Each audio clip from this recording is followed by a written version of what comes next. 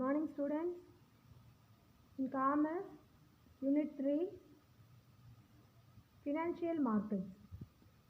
Financial Markets பற்றி பார்த்துட்டு இருக்கோம். 7 chapters பார்த்துட்டோம்.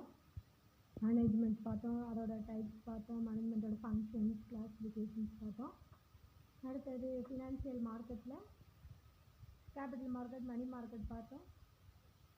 அதுக்கடுத்து ஸ்டாக் எக்ஸ்சேஞ்சஸ் இன் இந்தியா பார்த்துட்டோம்.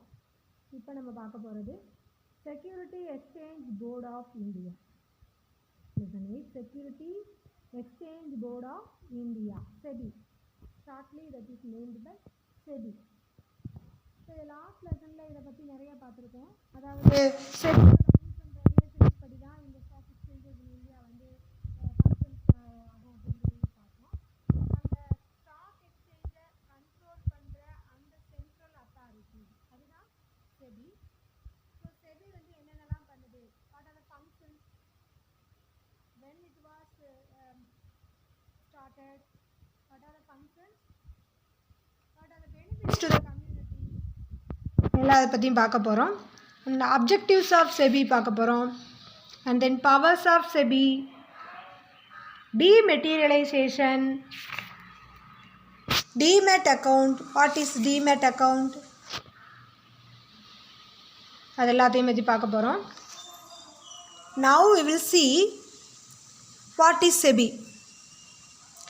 Securities Exchange Board of India was established in the year 1988 as a non-statutory body for regulating the securities market. Non-statutory body. It was a non-statutory body for regulating the securities market. It was established in the year 1988. It was made as an autonomous body by the Government of India on 12th May 1992. SEBI and given the statutory powers in 1992 with the SEBI Act 1992. The SEBI Act 1992 being passed by the Indian Parliament in 1992. SEBI has an headquarters as a business district of Bandra Kurla complex in Mumbai. இதோட head quarters எங்கே இருக்குது அப்படின்னு பார்த்தோன்னா மும்பையில் பந்த்ரகுர்லா அப்படின்ற ஒரு பிளேஸில் இருக்குது. Northern, eastern, southern, western regional offices எங்கெங்கே இருக்குது அப்படின்னு பார்த்தோம்னா new Delhi, northern new Delhi, eastern Kolkata, southern Chennai and western Ahmedabad. இந்த பிளேசஸில் எல்லாத்துலேயுமே அதோடைய ரீஜனல் ஆஃபீஸஸ் இருக்குது. ஹெட் குவார்ட்டர்ஸ் மும்பையில் இருக்குது. 4 ரீஜனல் பிளேசஸ், ரீஜனல் ஆஃபீஸஸ் 4 சைட்ஸில் இருக்குது. அதாவது northern, eastern, southern and western. Northern new Delhi, eastern Kolkata, southern Chennai, western Ahmedabad.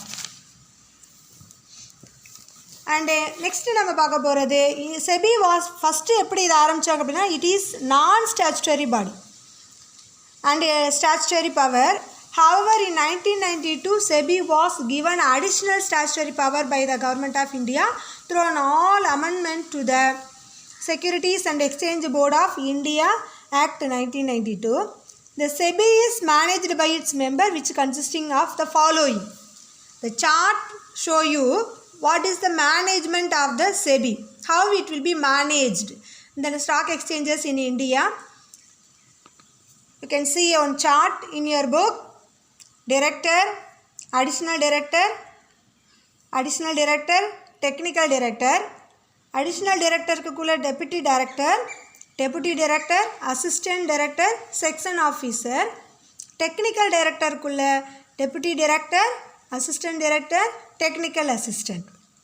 So இந்த மாதிரி ஒரு சார்ட் உங்களுக்கு கொடுத்துருக்காங்க. இது நீங்கள் தெரிஞ்சுக்கிட்டிங்கன்னா இது ஒரு 2 மார்க் ஆன்சர், 3 மார்க் ஆன்சர் பண்ணுறதுக்கு ஈஸியாக இருக்கும். So you can't change this order.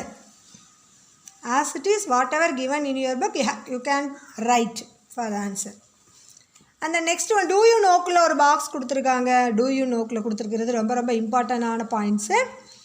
அதாவது என்ன அப்படின்னா அப்ஜெக்ட்ஸ் ரோல் ஆஃப் செபியை கொடுத்துருக்காங்க. What are the role of SEBI in the Indian economy அப்படின்றத நம்ம பார்க்கணுன்னா இது நீங்கள் கண்டிப்பாக ரீட் பண்ணியே ஆகணும்.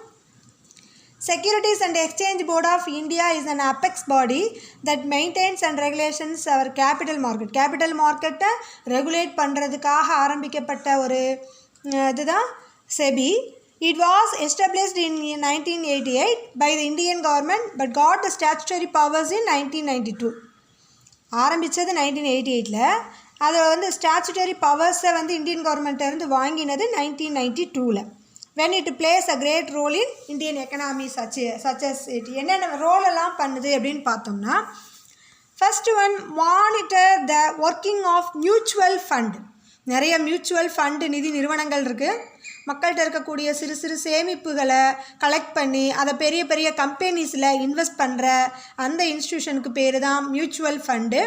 அந்த இன்ஸ்டியூஷன்ஸை வாட்ச் பண்ண வேண்டியது, அவங்களோட ஃபங்க்ஷன்ஸை ரெகுலேட் பண்ண வேண்டியது, மக்களை ஏமாற்றாமல் இருக்கிற வழியில் நாட்டுக்கு நன்மைக்காக அவங்கள இயங்க வைக்கிறதுல இது இந்த செபி முக்கியமான பங்கு வகிக்குது.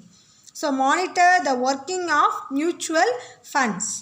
Next one, restricts illegal practice of firms. Restricts illegal practice of firms.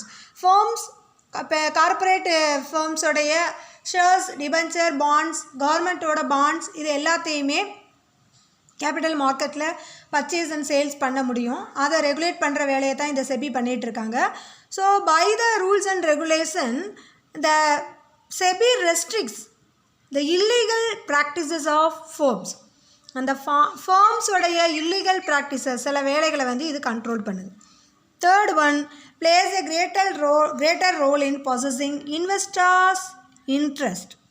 இன்வெஸ்டார்னால் அவங்க தான் முக்கியம். Without investor nothing can be done in the stock exchange. So to safeguard the interest of the investors the SEBI play a greater role. To safeguard the investor from all practices, speculation activities, the SEBI plays a greater role. And fourth one, regulates the working of stock exchange. Stock exchange அப்படின்றது இந்த சேஷன் டிபென்ச்சர்ஸை வாங்குகிற இடம் விற்கிற இடம் அப்படின்னு சொல்கிறோம். அந்த stock exchanges அவங்க வந்து கரெக்டாக செயல்படணும், மக்களை ஏமாற்றக்கூடாது, இன்வெஸ்டர்ஸை ஏமாற்றக்கூடாது அப்படின்றதுக்காக அந்த stock exchanges in India fully regulated by the SEBI. Next one, conducts audit and inspection. இந்த ஸ்டாக் எக்ஸ்சேஞ்சஸை அதை வாட்ச் பண்ணி அவங்களுடைய ஒர்க்கிங்ஸ் கரெக்டாக இருக்குதா அப்படின்றதுக்காக அங்கே ஆடிட்டையும் கண்டக்ட் பண்ணுது, இன்ஸ்பெக்ஷன் பண்ணுது. ஏதாவது மால் ப்ராக்டிசஸ் பண்ணுறாங்களா, பொய் சொல்லியிருக்காங்களா, மக்களை ஏமாத்துறாங்களா அப்படின்றத தெரிஞ்சுக்கிறதுக்காக the SEBI conducts audit and inspection and prohibits insider activity. Insider activity அப்படின்னு என்னென்னு பார்த்தோன்னா, கம்பெனி வந்து அவங்களுடைய ஷேர்ஸை வந்து ஸ்டாக் எக்ஸ்சேஞ்சில் வந்து விற்கிறாங்க. அப்படி இருக்கும்போது அங்கே வந்து எக்ஸஸாக கேபிட்டல் தேவைப்படுது அந்த கம்பெனிக்கு. அப்போ எக்ஸஸாக ஷேர் கேபிட்டலை வந்து ஷேரை வந்து இஷ்யூ பண்ணுறாங்க.